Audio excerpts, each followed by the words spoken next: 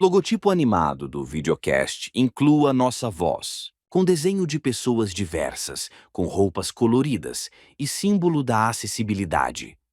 Realização: Federação das APAES do Estado da Bahia. Em uma sala de estar levemente decorada em cores suaves, sobre uma mesa retangular preta, uma tela com os logotipos e 4 microfones. Olá, pessoal! Estamos em mais um episódio do podcast Inclua Nossa Voz, uma produção da Federação das APAES do Estado da Bahia.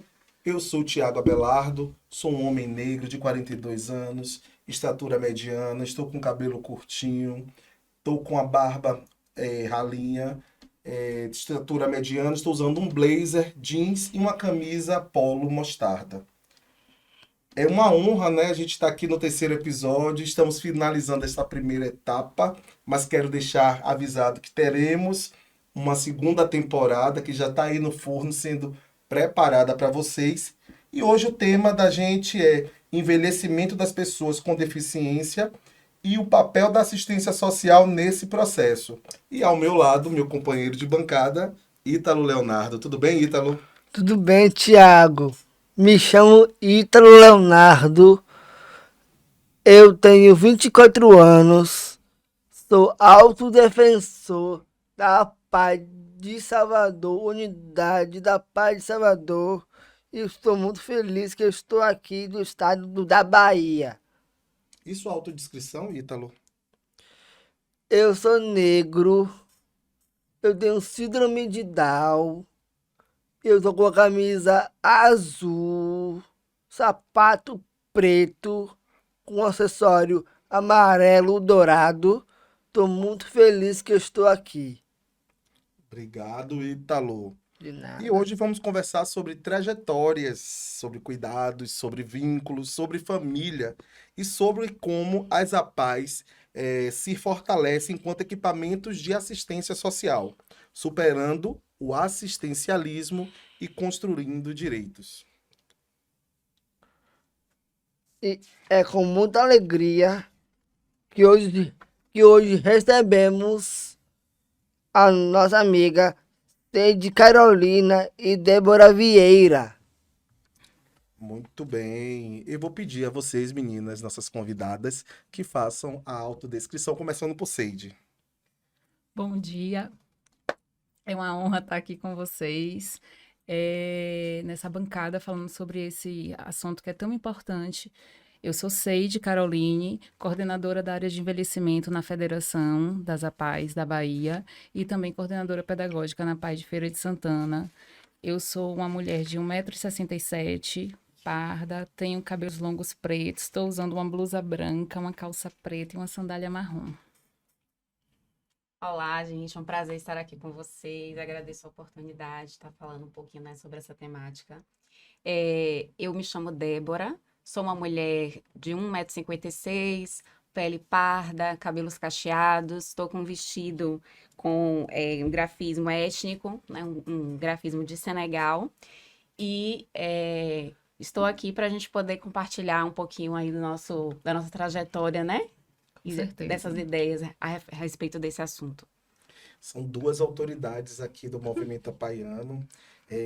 Eu acabei pulando aqui, gente, só uma desculpa aí às meninas. Débora, ela é psicóloga, especialista em Gestalt terapia, com ampla experiência no Sul, as CRAs, Centro Pop, Gestão Municipal, Estadual, e atua, né, na proteção social especial para pessoas com deficiência e suas famílias em Salvador.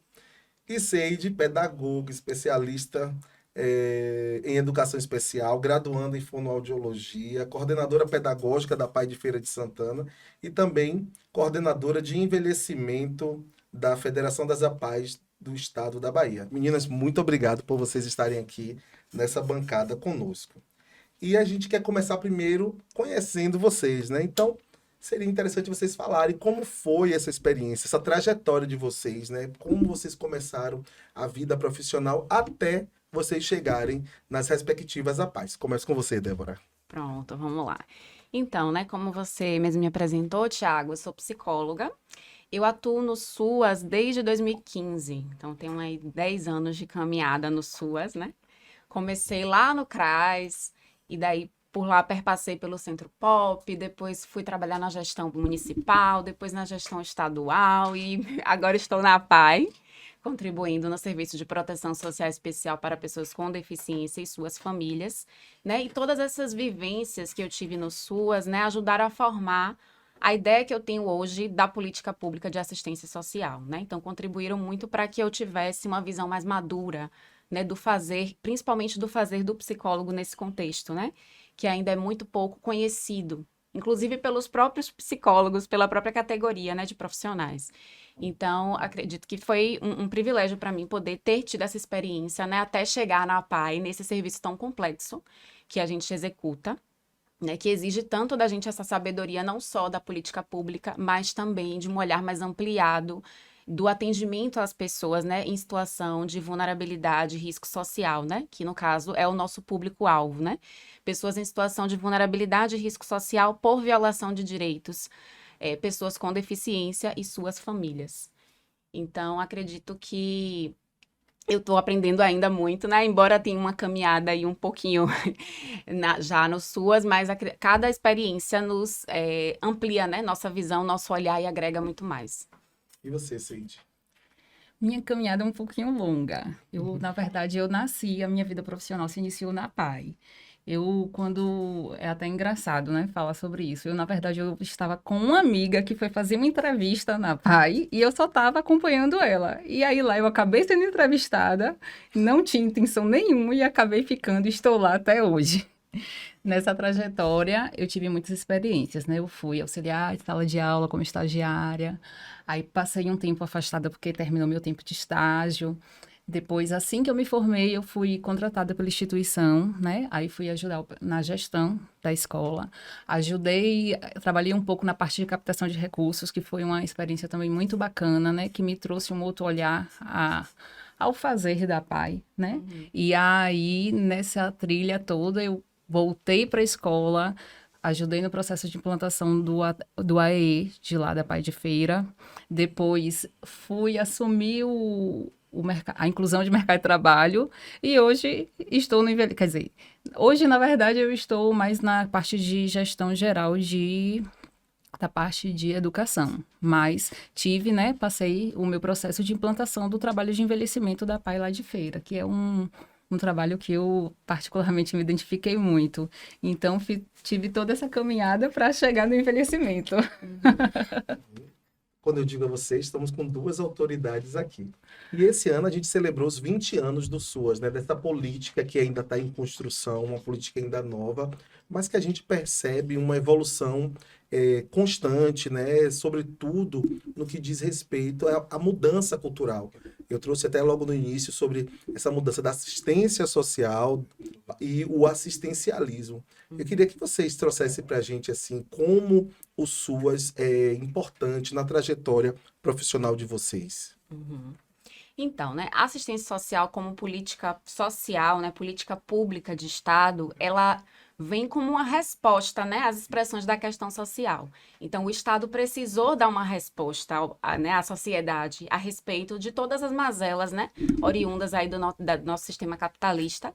Então, eles precisaram criar instrumentos, né, ferramentas para garantir os mínimos sociais, né? E é por isso que a assistência social nasce aí nessa conjuntura, né, de miserabilidade, de desemprego, de falta de assistência de necessidades básicas, né, como alimentação, moradia.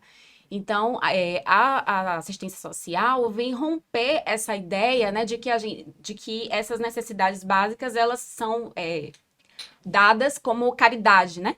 Mas volta a ser, é preciso olhar que essas necessidades, elas são direito, né? Direito de todo cidadão, de toda cidadã. Então, a assistência vem romper essa visão, né? De que nós temos, enquanto cidadãos brasileiros, direito aos acessos de moradia, alimentação, convivência social, né? Dentre outros direitos. Verdade. E assim, é interessante como a gente percebe, né, o quanto que esse processo, ele tem melhorado a qualidade de vida das pessoas com deficiência intelectual. A semana passada mesmo eu estava comentando sobre isso, como o nosso público mudou, como melhorou a qualidade de vida, famílias que graças a esses benefícios, né, assistido por essa lei, aí como eles têm melhorado, mudado o cenário social em que eles estão incluídos, né? A qualidade de vida deles, da família, a questão de como que e como essas perspectivas contribuem para a qualidade de vida deles dentro do nosso processo terapêutico dentro da instituição, né? Sim, com certeza. É uma virada de chave, sem dúvida, né? A gente não pode pensar, quando a gente for pensar, por exemplo, nos níveis de necessidade, né, de uma pessoa, de um sujeito, a gente precisa primeiro garantir o mínimo para que a gente possa avançar, né, em níveis de desenvolvimento, pensar em aquisição de habilidades. Sem a garantia do mínimo, a gente não tem como pensar, né, em outros níveis de complexidade maior. Então, a gente falando aí, né, desses 20 anos, muita coisa mudou. Até a postura, né, com que as famílias hoje vêm se colocando a partir do direito que elas têm. Como vocês veem hoje os desafios, né, de se trabalhar dentro de uma PAI, pensando nessa questão da assistência social? Porque é muito importante, porque as pessoas falam assistência social, a primeira coisa que vem na cabeça das pessoas é o profissional, né, Com do certeza. assistente social, e não é algo muito maior. Como vocês vislumbram esse desafio, começando por Seide? Eu acho que esse desafio, ele tende cada vez a aumentar, porque, como eu falei, né, a gente percebe uma mudança muito grande no cenário das famílias em que nós assistimos. Então, hoje a gente já percebe, quando nós atendemos as famílias, que eles já chegam com informações de direitos dele, do que eles precisam, e às vezes eles só querem mesmo a busca de quais são os caminhos para eles conseguirem, né? Então, assim, a gente já consegue perceber que esses avanços, e eu acredito que essas conquistas que eles estão alcançando hoje são caminhos para outros milhares de desafios e milhares de conquistas, e inclusive também de busca, né? Porque a PAI é um movimento que é formado por famílias, por amigos. Então, quando a gente tem famílias, quando a gente tem amigos que eles estão embasados ali do que eles precisam, dos conhecimentos e dos direitos deles, eu acho que eles se tornam aliados nossos, né? Então, eu acho que isso tende a crescer tanto dentro do movimento, né, de fortalecer o movimento, quanto também a questão mesmo da estrutura social deles.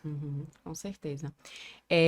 A gente lá, especificamente na PAI Salvador, né, vivencia um processo ainda, a gente já avançou bastante, né, pelo menos pelos meus colegas, os relatos que eles trazem, mas da transição, né, do Cefap, que era o Centro de Formação Profissional, para a política de assistência social. Então, a gente ainda vem nesse processo de esclarecer o que é essa política, né? De tornar possível que eles possam compreender, inclusive, o que eles devem demandar, né? E a gente poder romper mesmo com essa cultura assistencialista, né? Deles entenderem, das famílias entenderem, dos usuários entenderem que eles estão ali como... a gente precisa garantir que esses direitos, né, que eles têm como cidadãos sejam assegurados, que eles possam saber como buscar, né, como chegar até a política pública e exigir que esses direitos sejam garantidos, né? Então, a gente ainda está nesse processo de transição e dialogando, né? Recentemente, a gente tem feito grupos de convivência em que a gente discute temáticas do interesse das famílias, né? Em um dos grupos que eu mediei, por exemplo, surgiu a necessidade de conhecer mais sobre a política pública. Então, a gente pôde conversar sobre o que é política pública, né? E o que é essa política de assistência que é executada pela PAI Salvador. Então, assim, é um trabalho que a gente ainda está construindo, mas que a gente tem observado muitos avanços mesmo. A gente percebe que o envelhecimento é uma realidade no país, né? Então, hoje é um número crescente, a população vive mais, as pessoas com deficiência têm uma expectativa de vida muito próxima das pessoas que não possuem algum tipo de deficiência. E como a assistência social tem uma importância dentro disso, né? Trabalhando de forma ética, cuidadosa e, sobretudo, para a gente não cair dentro dessa perspectiva do assistencialismo.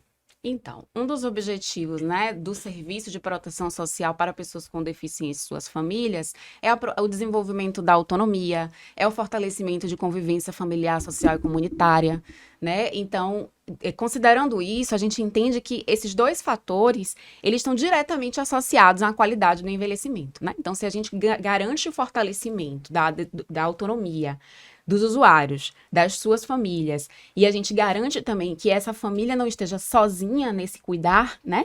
Que ela tenha uma rede de apoio com que ela possa contar, né? E dividir esse processo, a gente está falando de qualidade de vida, né? E aí a gente está contribuindo para que esse processo de envelhecimento, que é natural, ele possa vir de uma forma mais sadia possível, né? Exatamente. E é interessante que, assim, a gente percebe que essa questão do envelhecimento a todo tempo está voltada à questão da assistência.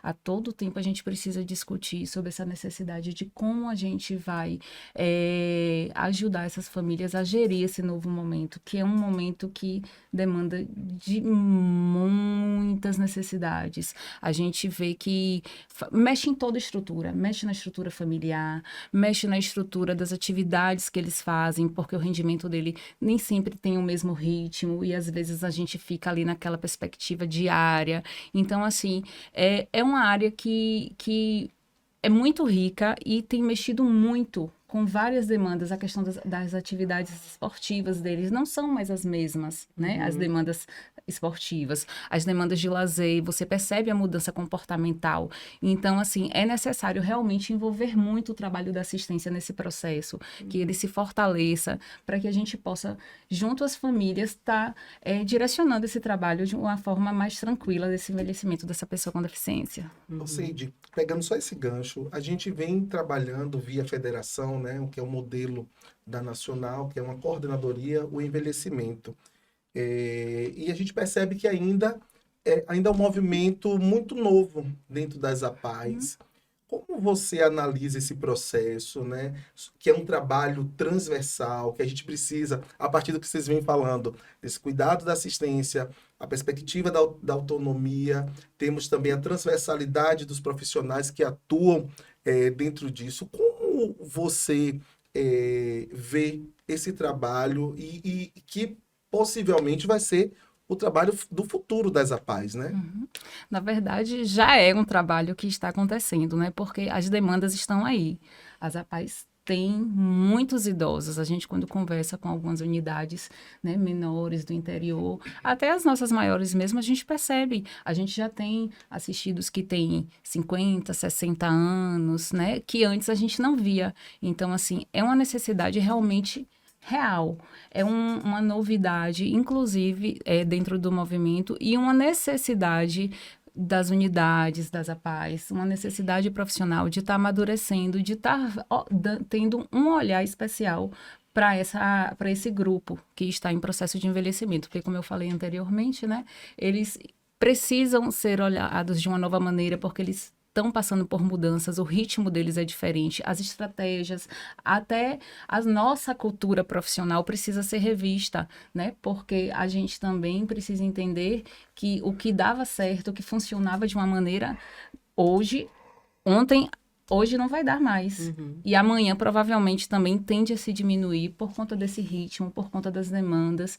E isso é muito vivo para quem está dentro de uma APAE. A gente perceber no próprio depoimento das pessoas que a gente atende, você consegue perceber isso. Então, assim, eu vejo como uma necessidade muito grande, eu vejo como um trabalho que ainda está sendo implantado, é uma sementinha que está sendo plantada, na verdade.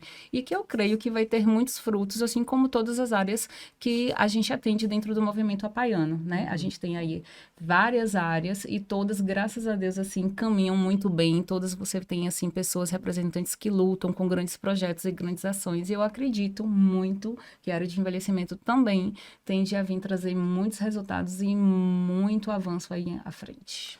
Débora, você trouxe uma palavrinha muito importante que vem sendo debatida, na verdade, um termo, em diversas esferas, né? Que é a rede de apoio.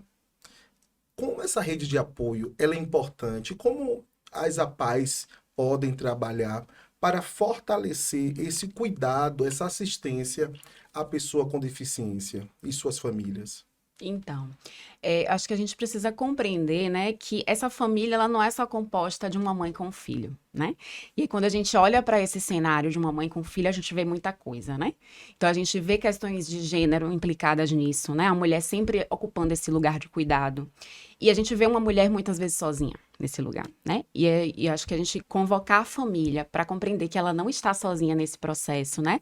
E que existe toda uma comunidade ao seu redor que é responsável junto por isso, é um dos nossos papéis, né? Então, nos grupos que a gente faz, a gente traz muito a família para que as mães, as mulheres possam se olhar, inclusive para além da função materna, né? Muitas vezes, as mulheres pensam que estar dedicada à função materna é o bastante. E se ela deixar de se dedicar àquela função materna, é como se ela tivesse errada no processo, né? Como se ela estivesse deixando de lado o seu filho.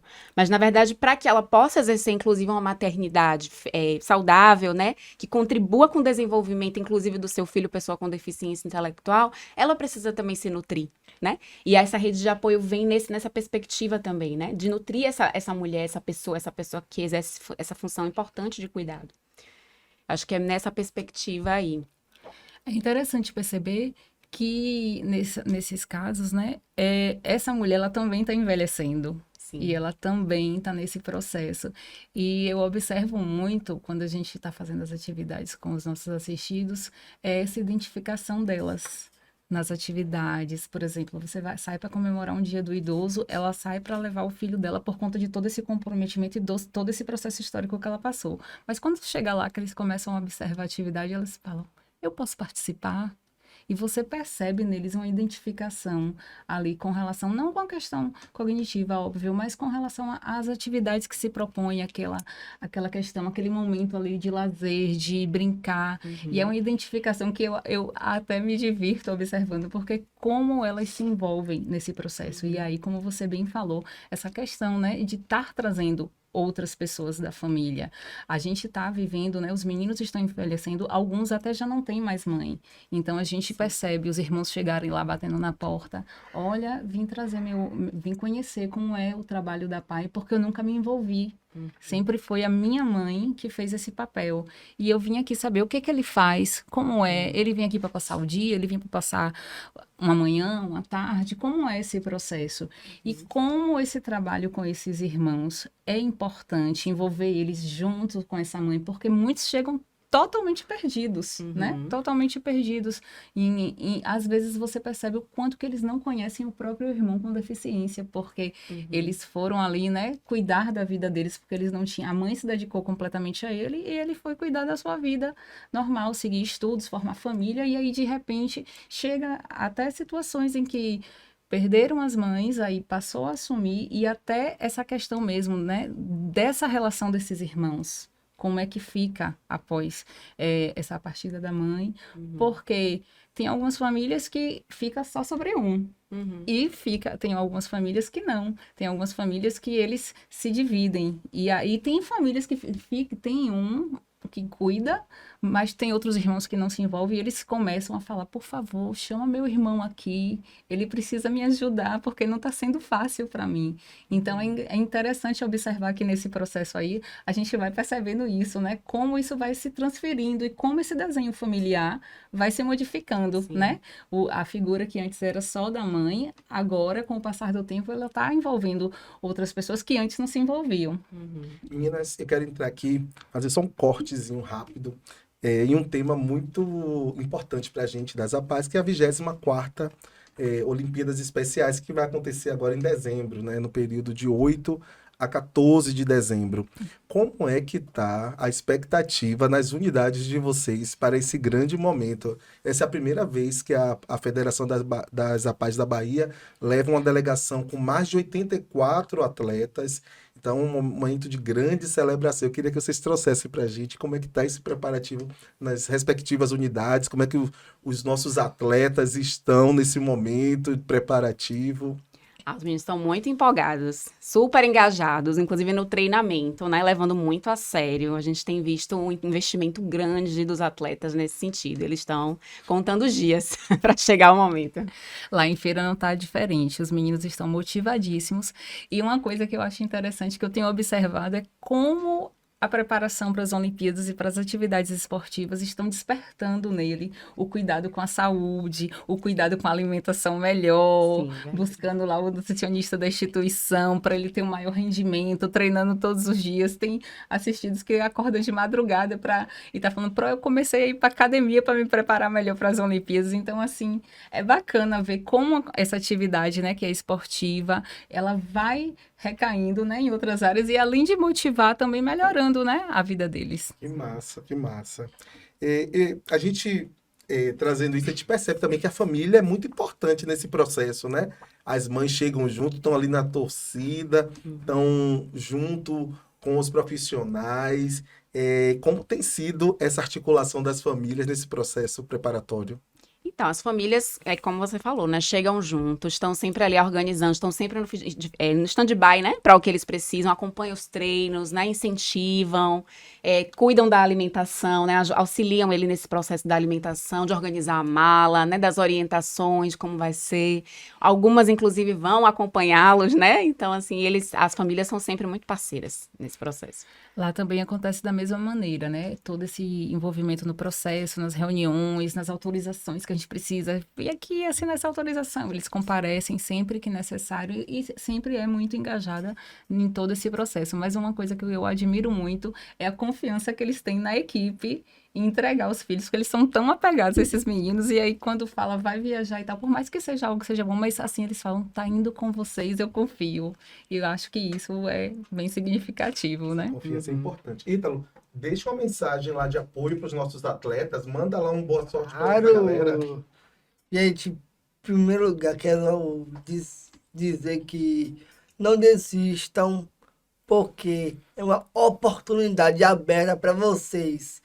E boa sorte, que essas Olimpíadas sejam prazerosas, que Deus abençoe vocês e a federação de vocês. E também eu queria abrir também uma coisa muito importante, que vai ser um pouco relevante para mim também, Certo. que nossos alunos se candidataram à autodefensoria. Um deles é Pedro Henrique e Ana Carolina, que se candidataram. E Pedro Henrique foi o primeiro a se candidatar a autodefensor da paz de Salvador. Quero parabenizar meu amigo Pedro Henrique, que possa também engajar outras pessoas também que possam aprender mais a autodefensoria. Muito obrigado, Ítalo. A gente já deixa aqui o abraço a todos os autodefensores que estão participando desse processo eleitoral ao longo desse período agora do finalzinho do ano. Deixamos também o nosso parabéns a todos os presidentes e diretores que estarão ocupando a partir de 2026 uma nova gestão. E fica aqui o nosso abraço e, como disse Ítalo, né, esse desejo para que mais autodefensores, que mais a paz abracem a autodefensoria, né, motivando, né, Ítalo, esse processo para que a gente fortaleça o movimento e seja incluída a voz da pessoa com deficiência, né, Ítalo? Exatamente, tem que ser incluída. É muito interessante a gente ver esse processo, essa autonomia, vocês que acompanham nas unidades, esse processo da autodefensoria, ver pessoas como o Ítalo, né, que está despontando. O Ítalo participa de eventos nacionais, representando a Bahia, está aí na Expedição 21, teve uma experiência em um programa, né, em um reality show, aí teve um outro processo também de participação nacional. E a gente vê esse protagonismo se ampliando e as famílias cada vez mais desejosas que os seus filhos ocupem esses espaços. Como é que vocês veem isso dentro desse processo conjunto que as APAES, né, apostam também, fortalecem esses espaços? Então, né, eu acredito que é um resultado do nosso trabalho, né, ver pessoas como o Ítalo, né, brilhando, chegando, alcançando, né, lugares tão importantes, mostra, né, que a gente está caminhando no caminho certo, né? Então, assim, é pra gente muito gratificante ver os meninos se desenvolvendo, ocupando, né, espaços diversos, né, que é o que a gente fala sempre. A gente não está aqui para que eles fiquem por aqui, a gente está aqui para que aqui seja caminho, passagem, para que eles voem, que eles vão para muitos outros lugares. Quanto mais espaços eles ocuparem, mais a gente vai estar de cá vibrando e apostando e sonhando junto com eles. Verdade. Você estava falando e eu estava aqui me recordando de um momento que nós tivemos a respeito dessa questão da autodefensoria, que foi um debate que a gente realizou na Semana da Pessoa com Deficiência. E que foi fantástico.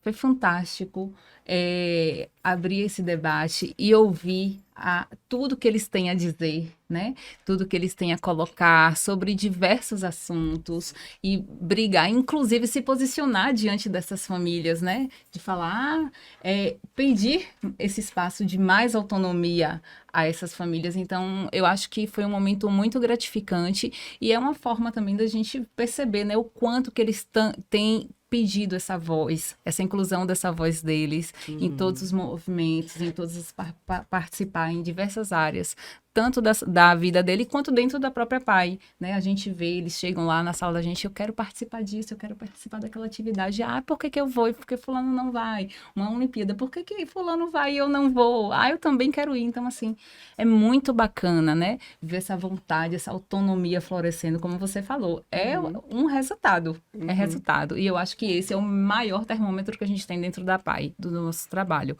É quando chega um assistido que fala, eu quero, eu vou fazer, que chega uma história, né, de avanços, de quebra de barreiras, de conquistas. Eu acho que esse é o maior termômetro do trabalho de uma PAI.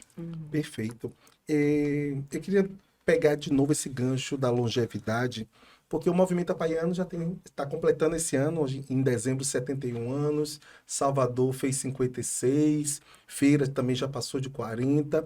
Então a gente vem percebendo essa longevidade das pessoas com deficiência e de suas famílias, né? Então, essa mãe, esse pai, esse irmão tem envelhecido junto. Como está sendo esse passar de bastão desse cuidado para as famílias dentro das unidades de vocês? Eu queria que vocês trouxessem isso para a gente. Eu sei que não é um desafio, né? Não é algo tão fácil. A gente falou aqui da rede de apoio que vem sendo formada. Eu sei que tem trabalhos que são feitos, né, para esse legado ser depositado com outras pessoas, como vocês trouxeram, da comunidade, é um vizinho, é uma irmã da igreja, é um colega do trabalho. Então, como as APAES têm feito esse trabalho pensando nessa longevidade da pessoa com deficiência e o envelhecimento dos cuidadores, das famílias? Tiago, eu penso que assim, a gente precisa olhar, né, para esse núcleo familiar, nutrindo todos os seus membros, né? Eu volto para esse ponto da nutrição, porque entender que esses vínculos, eles precisam se retroalimentar ao mesmo tempo que eles precisam também ter suas individualidades e essas individualidades caminharem juntos, é muito importante, né? E aí, quando a gente faz os grupos de convivência com as famílias, a gente percebe o quanto que de identidade dessas pessoas, né, que exercem essa função de cuidado, elas se perdem nesse caminho, né, nesse processo de vinculação. E resgatar essa identidade e resgatar que essa mulher, né, principalmente eu chamo mulher porque é quem está no protagonismo mesmo, ela não está sozinha nesse processo, né, e ela precisa se cuidar, é preciso olhar para ela. Muitas mulheres, inclusive, negligenciam, né, o seu autocuidado, a sua saúde. Então, muitas vezes vão olhar para isso muito depois, né? E, inclusive, isso poderia retardar até o processo de envelhecimento, né? Trazer mais qualidade de vida, né, para essa pessoa, para essa mulher e para essa família também. E aí, quando a gente fala do nosso serviço e do quanto ele contribui para a qualidade de vida das pessoas com deficiência intelectual, a gente também está falando de um envelhecimento com qualidade, né? Então, quando a gente trabalha, por exemplo, através dos esportes, né? A saúde física, né, dos nossos usuários, quando a gente trabalha desenvolvimento de habilidades sociais, desenvolvimento de habilidades motoras, cognitivas, a gente está contribuindo para que esse processo de envelhecimento ele tenha mais qualidade de vida, né? Quando a gente trabalha com a rede intersetorial, né, que é inclusive, dos nossos papéis enquanto política de assistência social, é trabalhar em diálogo com a rede. Sem a rede a gente não faz nada e não é para fazer mesmo. Então, a gente precisa fortalecer esse sujeito, né, em outros espaços, na política de saúde, na política de educação, na política de cultura, de lazer, de esportes, né? Então, acredito que a gente fortalecer essa família e essas individualidades é um caminho pensando numa perspectiva mesmo desse envelhecimento com qualidade de vida. É exatamente isso daí. A rede é um aliado, né, como a gente fala, importantíssimo nesse processo para que essas pessoas elas consigam se entender como parte deste sistema, como parte desta rede e também como parte desse individualismo dele, né, dessa identidade. Então, eu vejo que os trabalhos que a PAI tem feito, cada um em suas unidades, junto com, principalmente, eu acho que duas áreas que são aliadas fortíssimas aí, é a assistência social e a psicologia, que ajuda muito nessa maneira, nessa reflexão de como eles, os caminhos em que eles estão passando, porque às vezes eles nem percebem. eles estão vivendo de forma tão mecânica esse processo de envelhecimento que eles sentem uma dificuldade, mas eles não conseguem se perceber como estão envelhecendo por conta do costume. Eles chegam lá, falam das dificuldades, mas não se percebem como meio deste processo. Então, é importantíssimo que a gente tenha essa rede, tanto essa rede dentro da PAI, que incentive a busca dessa rede fora e que eles possam perceber que eles podem ter um momento, sim, fora da PAI, fora dali daquele espaço, onde está o tempo inteiro cuidando, vigiando, se aquele menino está ali na PAI, por que não cuidar da minha saúde, como mulher, como mãe? Por que não cuidar de outras alternativas, de outras possibilidades em que eu preciso, né? Além da minha saúde, fazer uma atividade física, aproveitar esse momento em que eu sei que ele está cuidado e cuidar um pouco mais delas mesmas. Eu acho que isso é importante e isso as unidades têm buscado fazer, né? De forma muito tranquila, porque também a gente precisa respeitar o limite de cada um, que não é Agora, fácil. assim, só resumindo aqui um pouquinho, pegando esse gancho, eu percebi que uma ferramenta que tem sido muito utilizada e é muito importante dentro desse processo de construção de autonomia, de construção de uma vida participativa e social, tem sido o plano de vida.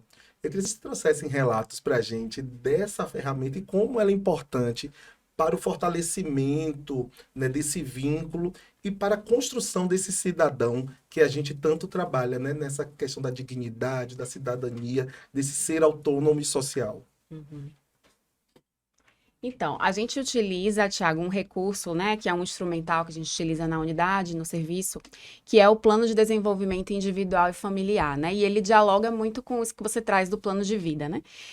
A partir desse plano, é nosso primeiro contato, digamos assim, com a família, no que diz respeito de compreender essa complexidade familiar, né? De compreender quais são as necessidades que esse indivíduo, que essa família traz, em que contexto social em que eles estão localizados, né?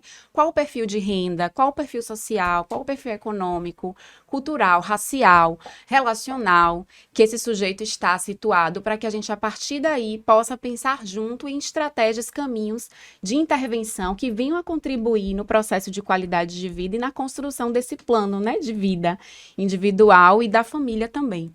Então, esse é uma ferramenta indispensável, assim, a gente nunca pode perder isso do norte, né? Isso mesmo.